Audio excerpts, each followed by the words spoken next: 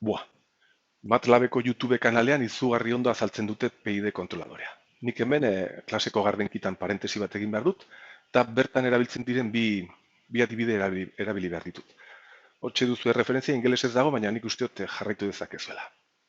Hasten dira kontrol begiztaren eskemarekin, plantaren aldagai bat kontrolatzea nahi dugunez, irakurtzen dugu, berrelikatzen dugu erreferentziarekin konparatzeko, kentzaile honekin, eta errore seinalea ateratzeko. Sistemaren helburua da beti errore seinale hori zero egitea. Hori lortzeko erraxago, kontrol bloke bat, PID kontrol bloke bat erabili behar da, eragin gailura sartu horretik. Ikusi dezagun lehendabiziko adibidea. Lehendabiziko adibide simple honetan planta pertsona bat da. Eta nahi dugu pertsona hori mugitzea bere posiziotik 50 metro urrunago. Eta pertsona horren abiadura kontrolatu dezakegu balio batekin. Sartzen baldin badiogu 5, hasten da ibiltzen 5 metro segundoko abiadurarekin. Nahi dugu mugitzea posizionetatik 50 metro urrunago. Hasieran 0 posizioan dago, eta nahi dugu 50 metro urrunago egon. Beraz, errore seinalea izan behar da 50 0, 50. Zuzenean sartzen baldin badiogu 50 pertsonari, hasiko zen 50 metro segundoko abiadurarekin ibiltzen hori ezinezkoa denez, 0,1 bateko irabazpena erabili behar dugu kontroladore honetan. Horrela 50 bider 0,1, 5 metro segundoko abiadurarekin hasi behar da hasieran. Metro bat egiten duenean, 50, ken bat, 59, bere abiadura izango zen 4,9 metro segundoko, bajuxo. 25 metrotara ailegatzen denean, errorea da 50, ken 25, bere abiadura izango zen 2,5 metro segundoko, asko ze gutxiago. Beraz, zer ari da gertatzen? Pertsona gerturatzen ari da, 50 metro horietara, eta abiadura murrizten nahi da. Baina pixkanaka ailegatu behar da, eta sistema honek funtzionatu behar du adibide simple honetan. Zer gertatzen da, irabazpen hau 0,1 beharrean altuago jartzen badego, 0,2 adibidez. Hasieran, 50 metro horiek bihurtzen dira 10 metro segundoko abiaduran. Beraz, azkarrago gerturatu behar da, hemen ikusten den bezala. Azkarrago gerturatu behar da, eta abiadura altuago hasita, azkarrago ere jaitsi behar da. 0,1 beharrean bajuago jartzen badegu, 0,05, hasi behar da 2,5 segundoko abiadurarekin. Gerturatu behar da, baina gehiago kostatu behar zaio. Eta abiadura ere bai, bajuarekin eta gehiago kostatu behar zaio jaistea. Baina, suposatu behar dugu, ailegatzen dela.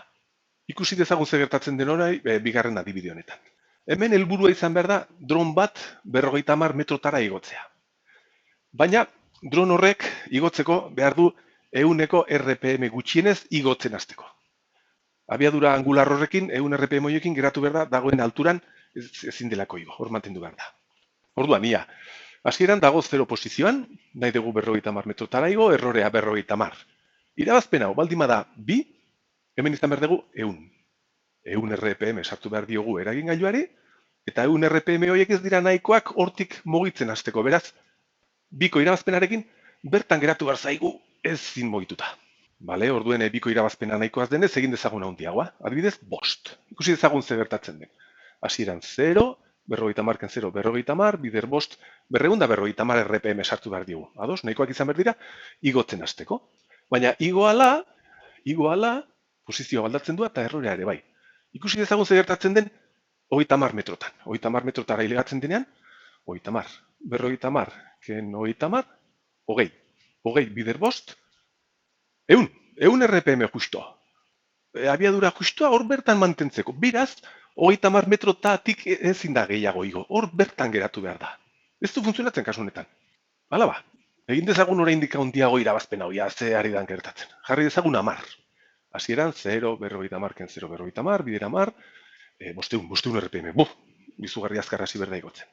Baina, 40 metrotara ilegatzen denean, 40, 50, ken 40, 10, bider 10, 100 RPM, abiadura justo hor geratzeko. 10 metrotan faltan geratu behar da irabazpen horrekin. Handiago egiten badegu adibidez, 100, hasieran, errorea hasierakoa da 50, bider 100, 5000 RPM, izugarri azkar hasi behar da, baina ilegatzen denean 49 metrota, 50, ken 49, metro bat. Metro bat bider 100 irabazpena, 100 RPM.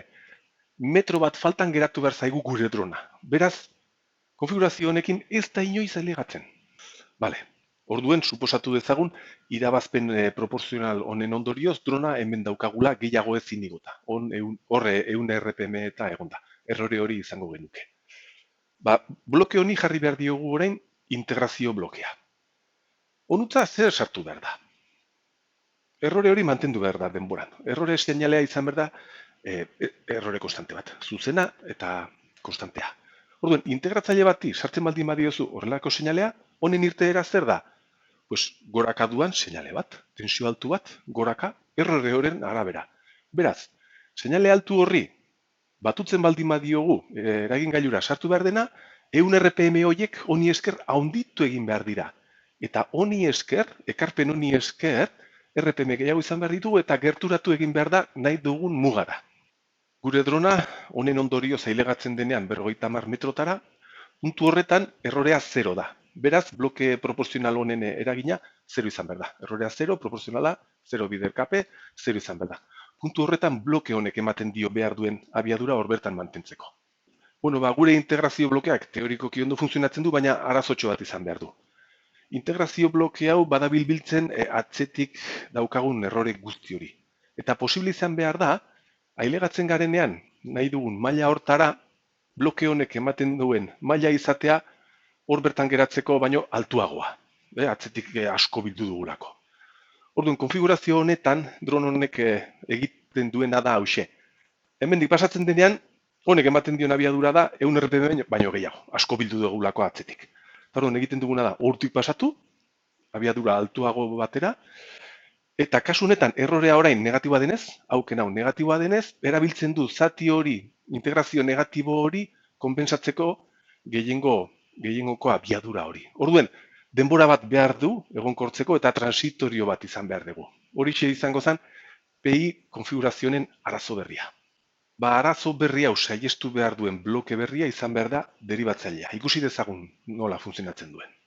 Bloke deribatzaileak zer egiten du? Errore seinalea deribatu. Ikusi dezagun. Drona goraka doan bitartean, errore seinalea murrizten doa, txikitzen doa. Horren deribatua egiten badegu, deribatu negatibo bat atera bar zaigu. Hementxe daukagu. Errore seinalea gerturatu ala, beraka doa. Honen deribatua balio negatiboa izan behar da. Azkarrago gerturatzen bagia, errore seinalea azkarrago joan behar da azpira. Deribatua altuagoa. Balio negatibo altuagoa. Orduen, balio hau sartzen baldin badugu, batutzen badiogu beste bi blokeei, honek konpentsatu behar du integratzailean den arazo hori. Konzeptu guzti hau hiri esker funtzionatzen du horren ondo PID kontroladore batek gure kontrol begiztan. Hemen beste izen batzuk daukate. Bloke proporzionala egiten duenez lana orengo balioarekin, balio hori hartu eta amplifikatu besterik ez dugulako egiten, esaten da orengo informazioarekin egiten duelako lana. Integratzaileak biltzen duenez, atzetik ekartzen dugun errorea, esaten da iraganeko informazioarekin egiten duela lana, jakiteko zer egin. Eta deribatzaileak esaten digu ze azkar gerturatu behar garen gure mugara. Beraz, etorkizuneko informazioarekin egiten duela lana esaten da. Hori bai, PID kontroladore bat ondo konfiguratzeko aplikazio zehatz batean, ondo doitu beharko ditugu bakoitzaren bere faktoreak. KI, KP eta KD.